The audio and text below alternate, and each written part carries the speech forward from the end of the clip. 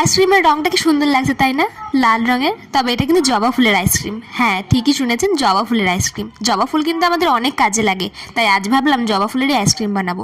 জবা ফুলে ferulic acid থাকে, যেটা ডায়াবেটিসের চিকিৎসাতে কাজে লাগে। উচ্চ রক্তচাপ, কোলেস্টেরলের সমস্যাও কমায়, হৃদরোগ, লিভারের রোগও সারাতে পারে। আবার আমাদের ওজনও কমায়, ক্যান্সারের থেকেও প্রতিরোধ করতে সাহায্য করে। লাল জবার উপকারিতাই বেশি। গরম জল করে পাপড়িগুলো ছিঁড়ে ছিঁড়ে দিলেই, নাড়লেই সুন্দর লাল রং বেরিয়ে আসবে। আর এই রংটাই আমাদের আইসক্রিমটা সুন্দর কালার দেবে। এরকম রং কিন্তু বাজারেও কিনতে পাওয়া যায়, কিন্তু সেটা আশা করি আমাদের ক্ষতিকারক।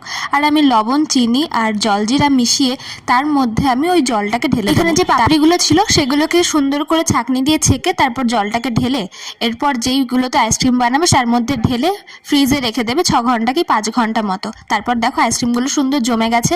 আর তারপর তো বাড়ির সবাইকে আমি দিলাম, দাদুকে, মাকে, তারপর লাস্টে আমিও টেস্ট করলাম।